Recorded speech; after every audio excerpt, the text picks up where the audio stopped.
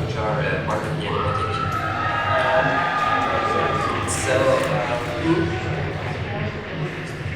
Do you want to start?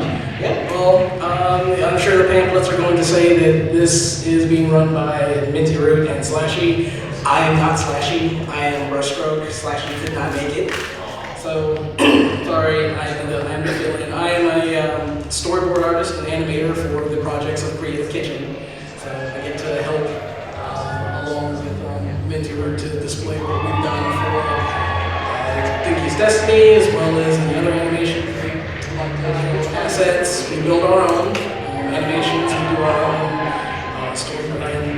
storyboard artists. So. And I'm Minty Root, fan animator who worked on the project Thundercloud 1 and 2.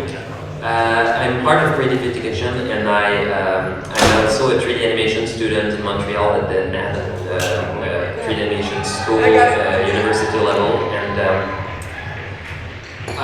I pitched the project Dinky's Destiny back in 2014 as a way to get fan animation. Some kind of fan animation with a lot, trying to go cinematographic. We wanted to have some kind of experience that we would not have with a show. And we realized with a lot of fan films and fan animation projects which are trying to be very huge but trying to either stay within the show or their own vision, we tried to have a vision that was inspired by the show with something wider. Do you think we would start with Dinky's Destiny right now? I think Dinky's Destiny would be a good start. Okay, so just gonna. I guess at the end of this, we'll of course answer any questions you may have.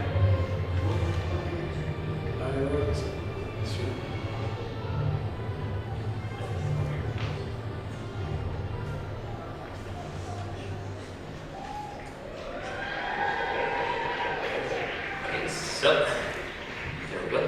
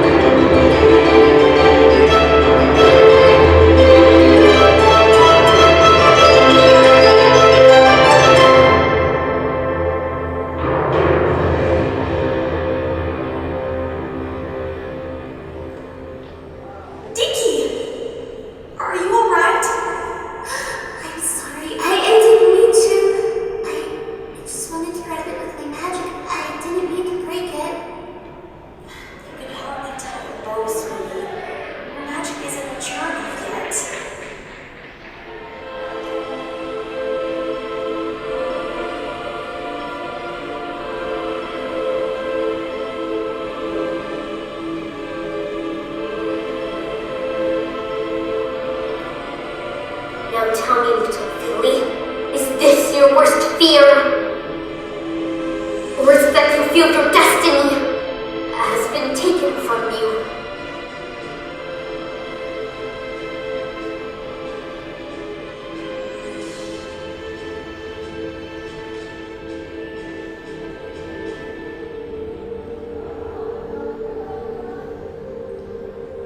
Princess Luna? Were you really Nightmare Moon?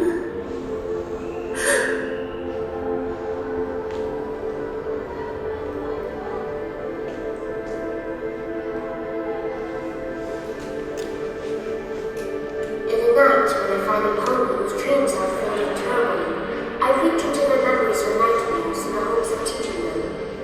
But I'm afraid that in your case, your past isn't quite enough. As for your future, this isn't for me. That was my sister's, but she's not here to talk.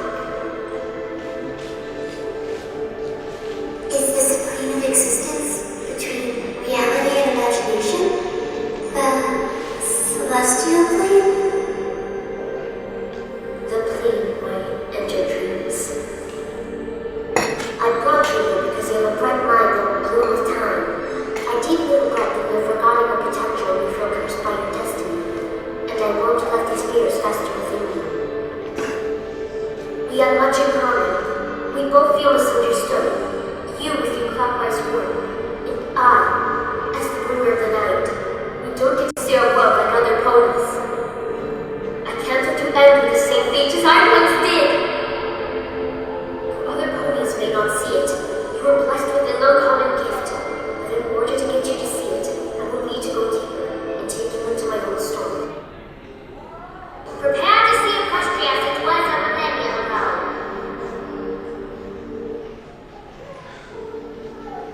You have a lot ahead of you, Dinky, and you are on a journey to find who you truly are.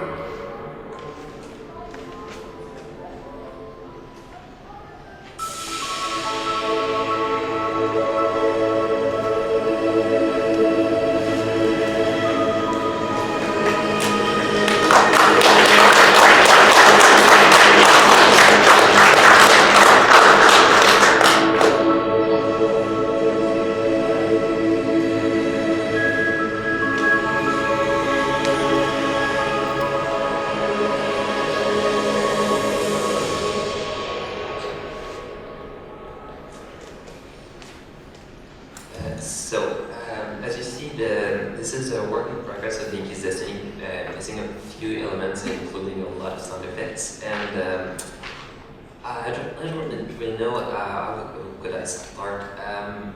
Do you want to see not only the making of, but more the behind the scenes of the project? I have one sequence showing the animation process of that I could show you. Are you interested? Yes.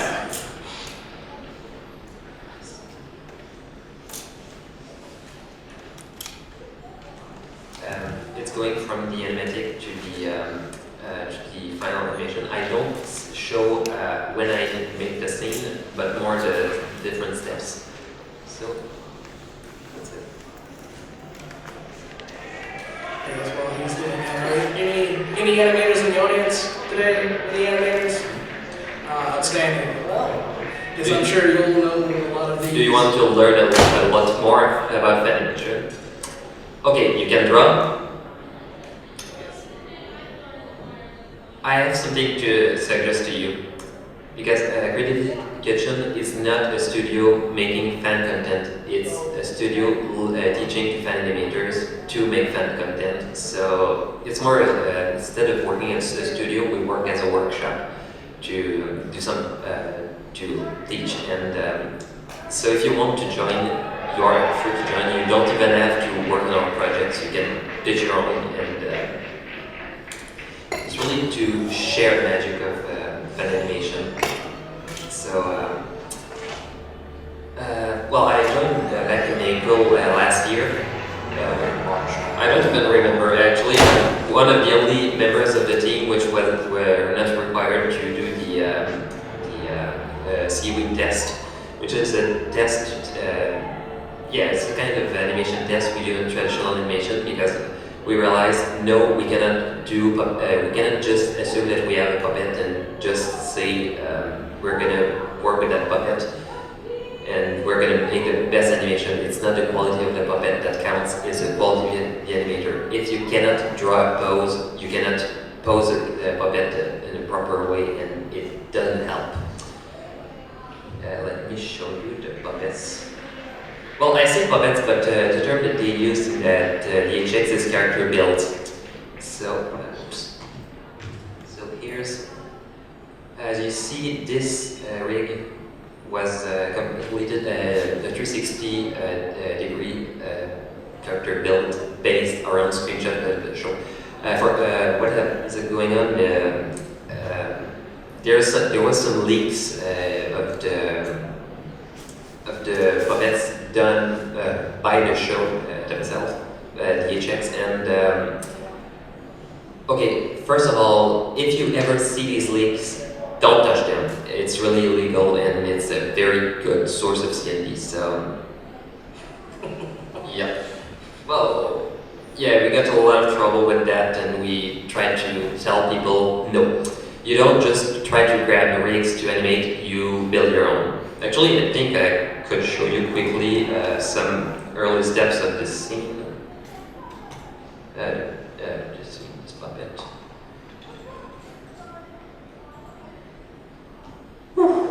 Sorry. So, this is how it really started, trying to reference the elements.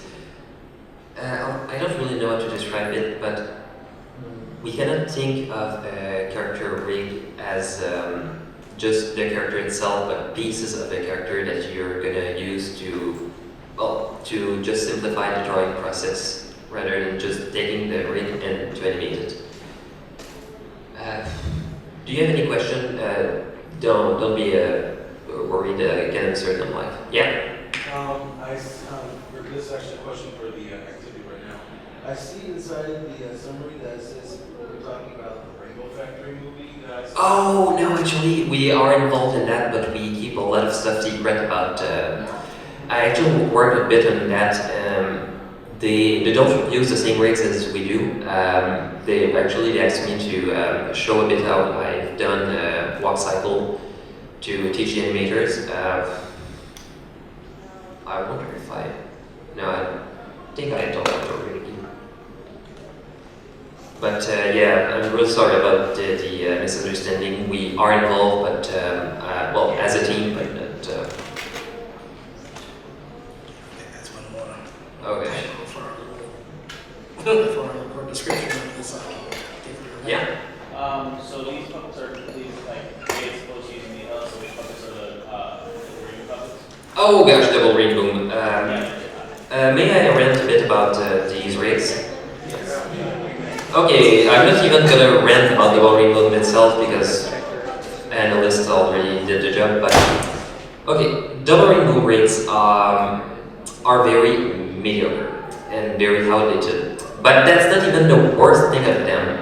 They were found to be using assets stolen from DHX for their styling rigs, just amounts, and that thing was very, very dangerous, and that's one of the causes of the CND that they don't want to admit.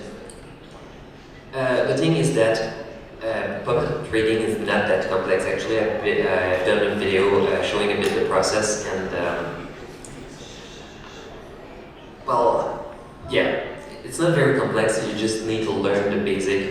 You need to have a line size that is coherent for all the rigging. In my case, it's three points, which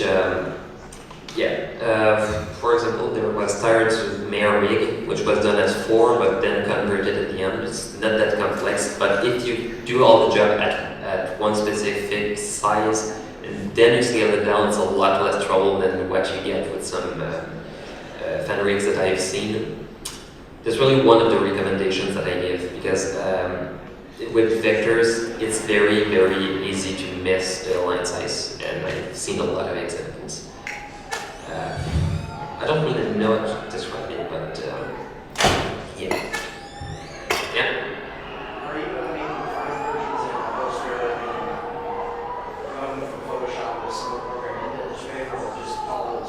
Oh, no, actually the vectoring is done in Flash.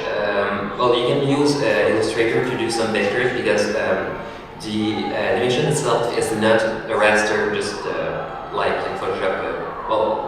Okay, I'll explain a bit. A raster. Think of pixels. The picture in the raster is saved as the pixels themselves. The vector, you give the coordinates that you need to get to draw the curves, to have the shapes, and to I had tools to show a bit the basic curves. It's a mathematical curve that you give to, for example, to everything that is around in the puppet.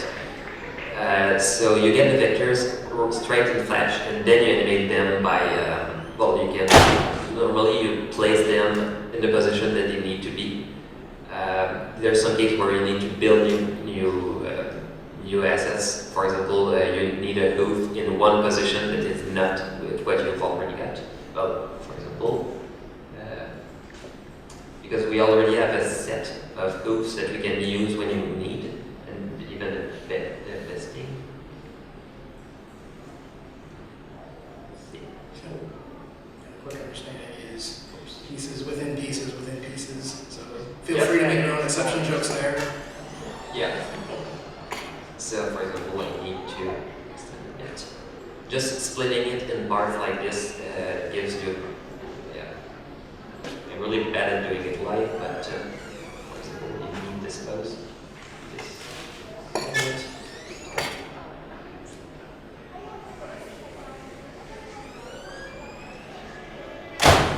So, for example, you need a different pose. You just pose it as you want because the parts are split, which is gonna. For example, we have a set of wings that we reuse.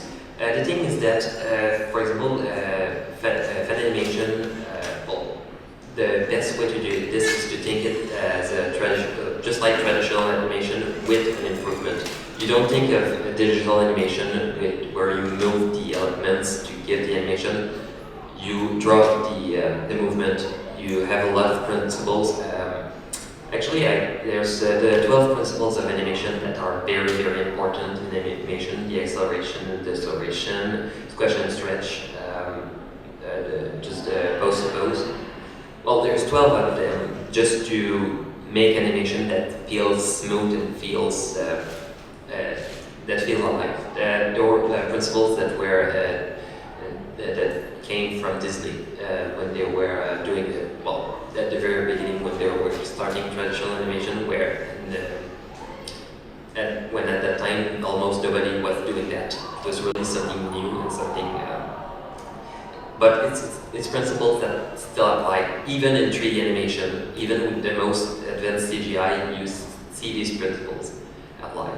Okay, stretch don't apply because it's related to, for example, you move like this, and for example, the camera blurs some of the frames. You cannot do that in traditional animation. You will give, wait a minute, that's just me. Yeah. For example, the bouncing ball, when it bounces, you see it compress, you're going to see it compress a lot more than in real life to give the illusion of life. And you're going to see it stretch while it's shut very fast, which is really trying to give the illusion of movement.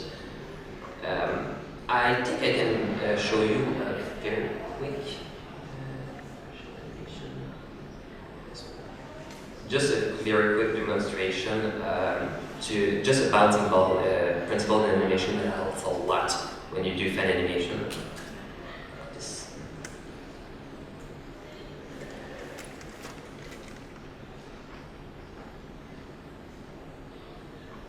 You see this as a bouncing ball. You see this as it's a very good way to understand the concept of acceleration and squash and stretch that you see in animation, and it's really one of the things that you need to learn at first when you. But yeah, I don't really know how could that.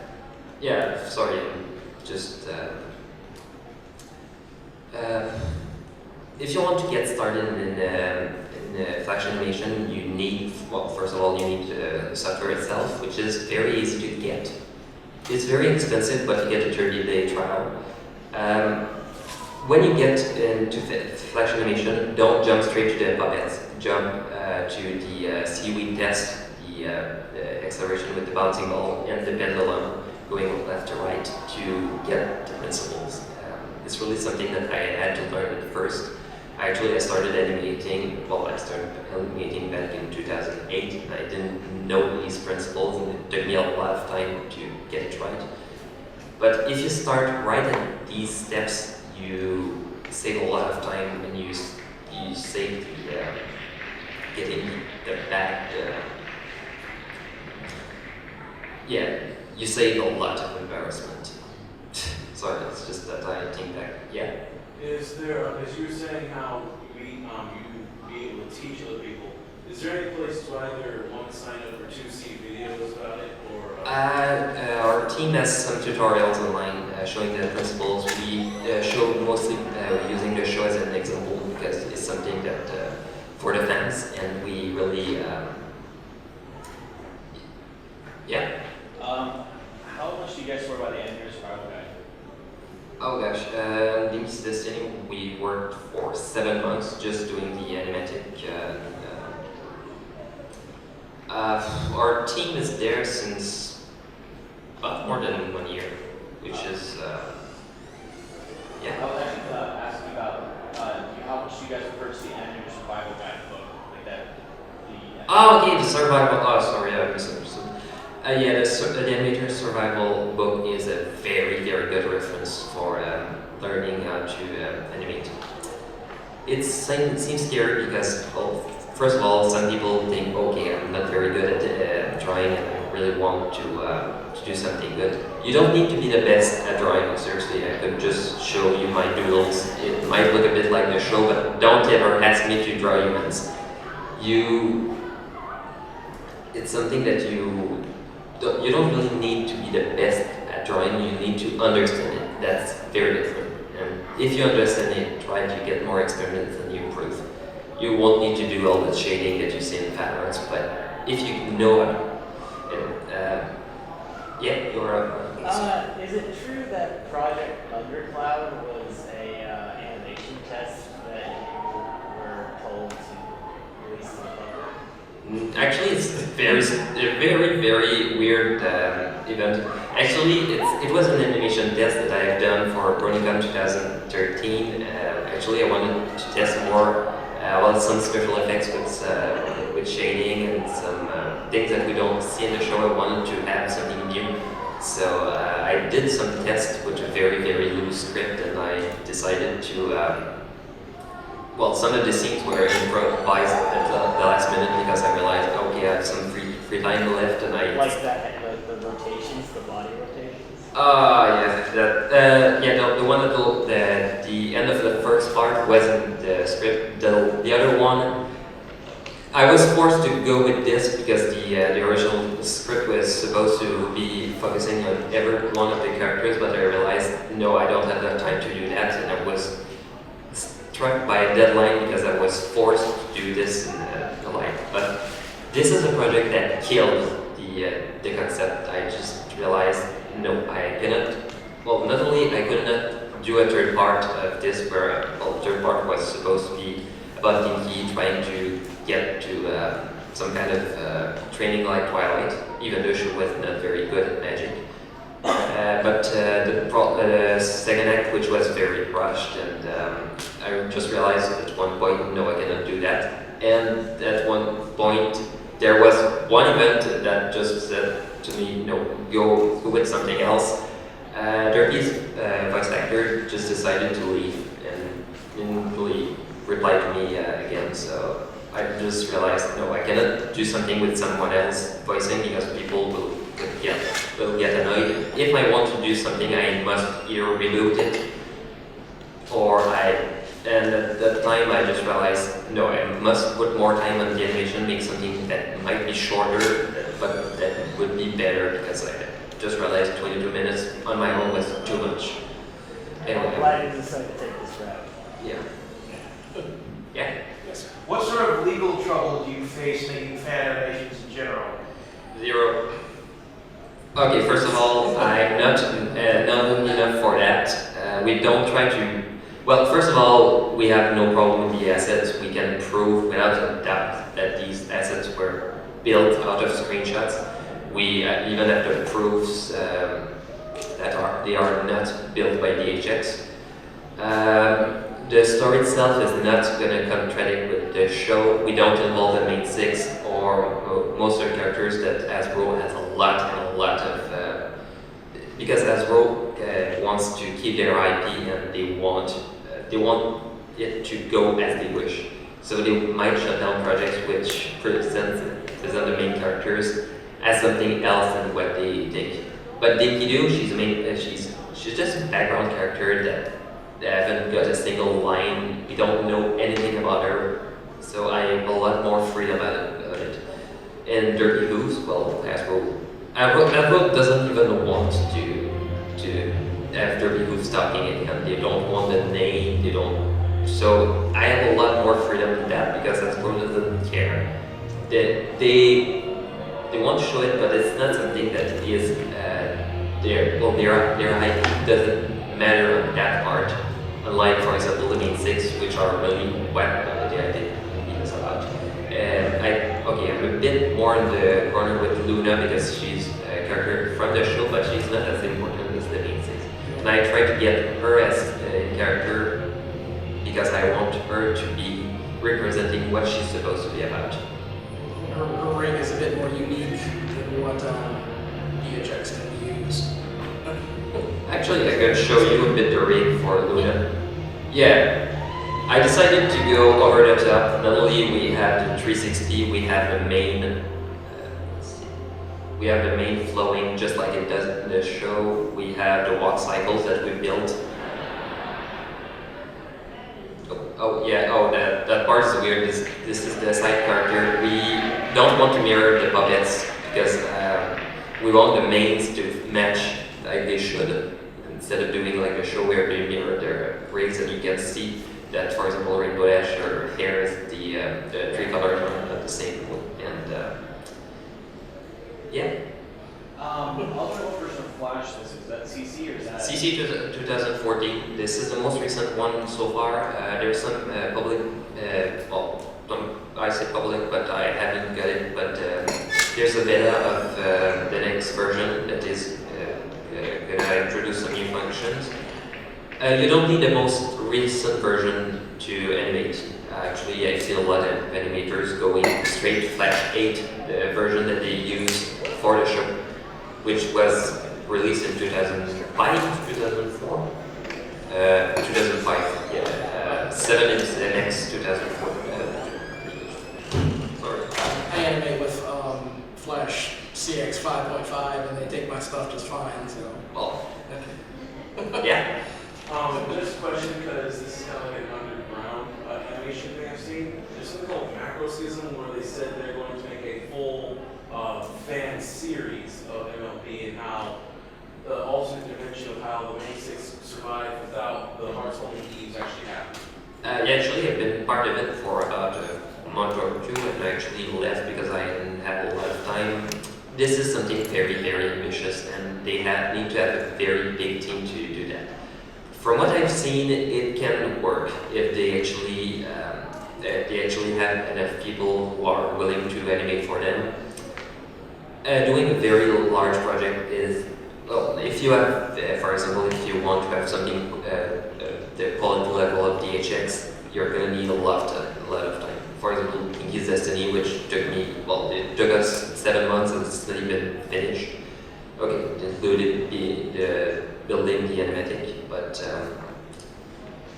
yeah, it's something very ambitious, and you need a team that is dedicated, and you need a very, very planned structure. You cannot afford to lose a month to fix some mistakes you've done because you didn't plan it right at the beginning. That's a bit why fan projects start very slowly, and some of them are cancelled very, very fast. Well, they're either C&D by Hasbro, or they realize, no, we cannot afford to do that. Because the first month they try to start, and they realize that nothing is going on as they wish. So, yeah. So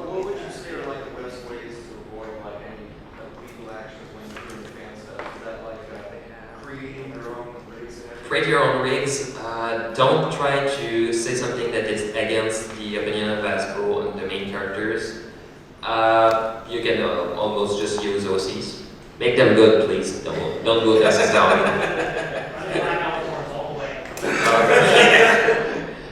Well, Hasbro's not gonna have any problem with unicorns. They proved it in season 3. You should be very well. Be honest on your project. Don't lie on what you're trying to aim for. Hasbro's gonna be a lot happier if you're going straight with what you want to do rather than revealing at the middle that it's not what that it changed and it's for example the characters are not it's too dark or too edgy for them. Build your own assets as I did. Don't try to insult Hasbro employees. They will come for you. Well, I say that, but I still haven't got a CND from Hasbro, so yeah, I got an issue with an Hasbro employee with but not even on this project. It was something very stupid, and I just look at it and no, this was too. This was just too stupid. Anyway, yeah. About the videos, because I've been trying to work on my illustrating and my Flash, but one thing I have to go on is lynda.com. So is there like, I don't know, maybe more in-depth book or something I can just go on besides the videos, maybe more of the videos that you have in-depth enough?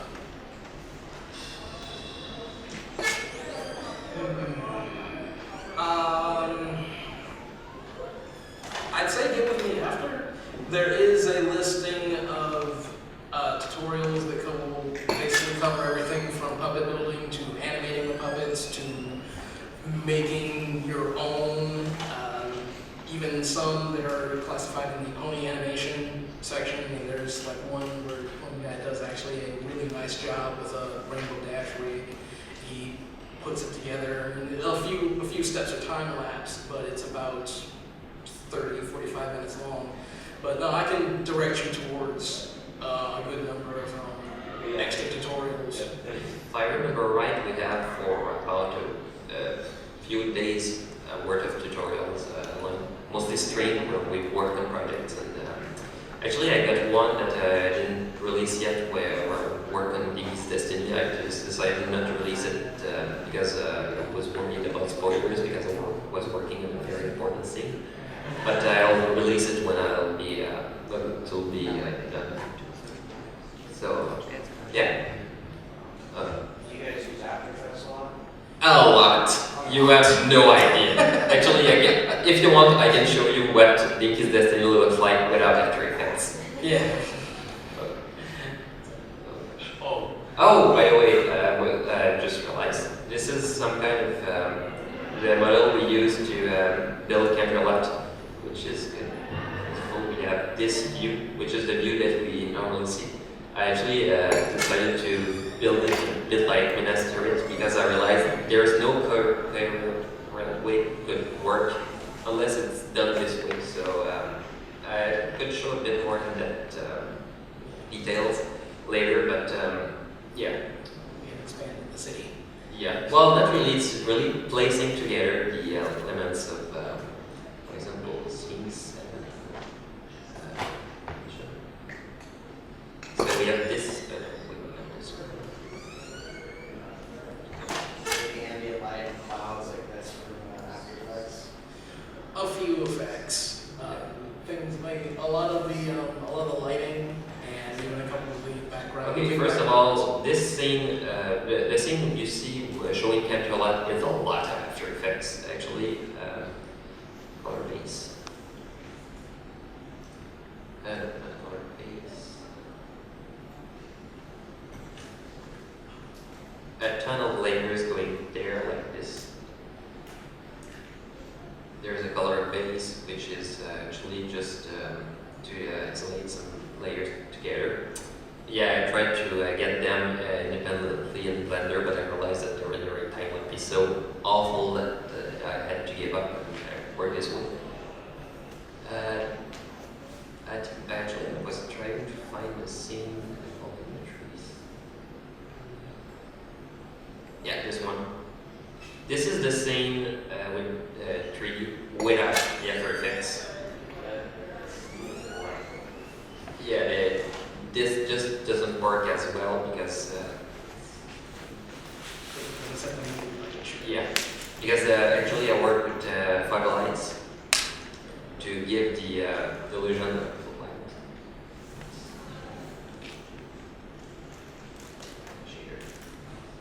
So it looks like this, so I need to change the alpha value to the brightness, then to add the tint, some blur, and to put it there, and some shading of the character.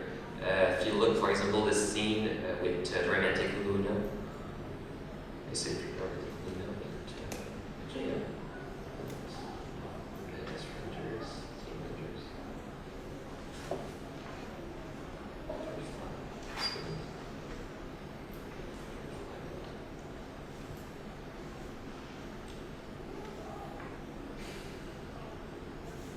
Sorry, it's slow. Yeah, we packed a lot of stuff in our scenes, and it's about 200 megabytes a scene in average. Oh, meanwhile, yeah. Just real quick, I forgot to ask you, weren't this at 24 frames per second or 30? Yeah, actually, I prefer 24 because it's really what the show uses, and this is what we use in cinema. It gives a lot. It gives some kind of signature that you don't see. It's really the. I actually wanted to have a cinematography that would not only feel well to give the feel of a movie. So I could not afford to go with another frame rate. I could not, for example, do like in the Hobbit with the 48 frames a second that gave a very soap opera look. So, so this is the scene with Luna.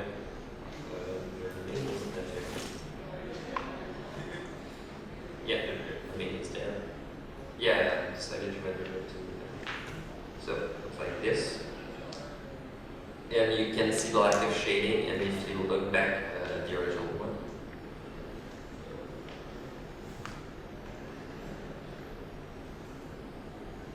You can see shading going on the side with some blur that you cannot do with Flash because of the way. Well, you cannot do a mask on something active because it's only going to take one part of it.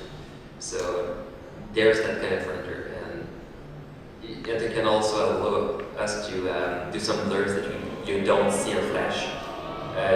You don't realize it, but if you look, for example, at these parts, it's an anamorphic blur.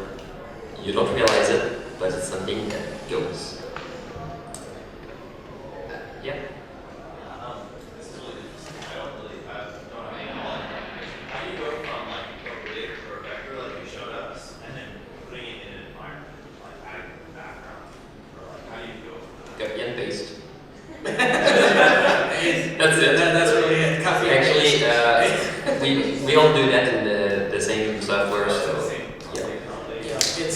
it depends on how big a project you're really trying to put together. unless you're going to do something with a 3D background, which is, well, in my case, I use tracking with the camera because I tried. First I thought putting the character on a plane and then rendering it in the 3D scene, but it doesn't work all the time.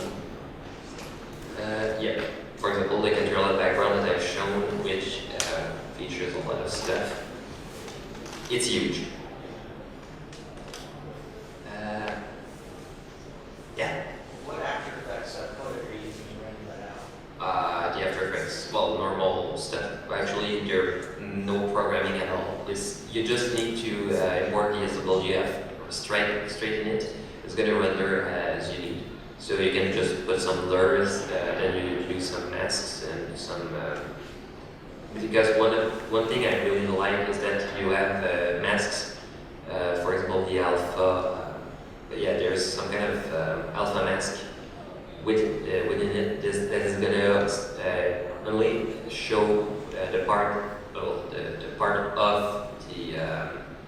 the scene you need on the top layer that is going to go straight to all the other layers under. So if you have Luna's shape, you put something that is bigger, and you're just going to get something that in Luna's shape, but with the colors of the other element. That's really all the stuff that we use in After Effects because we don't need any programming except one effect that is called wiggle.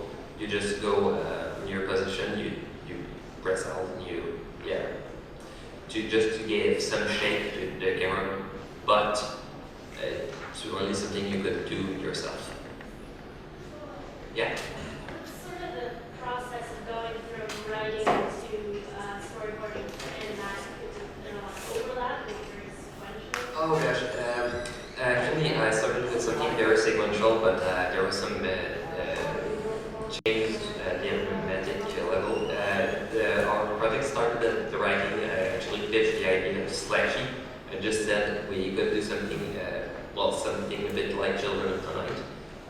We decided to go ahead. I wrote a very simple script. The original one, actually, instead of having a Nightmare Moon trying to save Dinky, she was supposed to attack her, and we had some changes right at the end. Animatic is a very, very rough visualization of what is going to happen. You have the framing, you have the timing that you need, and you have the characters and drawn. Actually, I can show you quickly what it looks like. Look like this. So you have an idea of what you need to do. So I worked in it for almost 2 months, and then keeping updates on it to get some feedback from the team, and at the end I simply use the animatic and I sent it to, I said background team, but it's all one big team instead. So we did the backgrounds for the animatic that we would need. Then we sent it to the animation process, which started back in the beginning of January. So we got 2 months for the animatic and finishing the story, which was still a work in progress while we were working in the animatic. 2 months for the backgrounds, which were very, very long because we realized that not only Canterlot would be big, but we would need to have some accents like the Friendship in Castle that we have seen in the end of season 4. Because we tried to have something that fits within the canon after at least season 4. I'm not sure what's going to happen after season 5, so I'm going to quit it. And then we got 3 months to do the animation, which is not complete because animation is very, very long, and we're mostly 4 animators working on it. Yeah? Just a little fanboy animation question. How long does it usually take, say a 3-minute video compared to a 20-minute video? How long does each one usually take in flows of months or weeks or years? Okay, if you want something very, very high quality, for example, something like this, you can expect a month, for a team, for our team we're doing about 2 minutes a month, which is not a lot. So this is a bit why you see fan animators that are not releasing a lot of stuff very often. But if you want to go with something very simple, I'm not going to say tasks don't quality, which, But really, it's is going to be all about the speed you work. If you have a very, very good working discipline with just thinking straight just about your animation, thinking about video game and trying to watch a movie, if you are really good at staying focused on your things, you're going to work a lot faster. And this is really what differentiates some animators who are working in projects. There's of course some technical reasons such as school and even computer speed. If your computer is a bit slow, it might cause a bit of trouble because you need to test the scenes to do a render, then look at it instead of looking at it live. It's not that much, maybe 10% difference between the two, but that's all. This is also good to keep in mind if you are. So what is the 3D software? In my case, the 3D animation software used was Blender, which is going to be switched to Maya because I realized, first of all, our school is teaching us Maya, which is going to help me a lot. But Blender is a free 3D software which is ported trying. It might not be the most complicated software, but at least it gives you the basics and you can do very good stuff. They did a few tech demos that are very, very gorgeous. Oh, I've been told that we have time left. Okay. So, how do we conclude? Well, this is Creative Kitchen. Anybody who like to animate or even do drawings, storyboards, concept artists, music, anything and everything, we tend to pull in anybody. We'll teach as well as get you on the path of starting your own projects. If you are interested in joining some of the larger projects that are going, such as Dinky's Destiny and anything else that we have in the wings, simply just let us know. There's what else do we have? Princess Luna's best pony. Yeah. Princess Luna is best pony.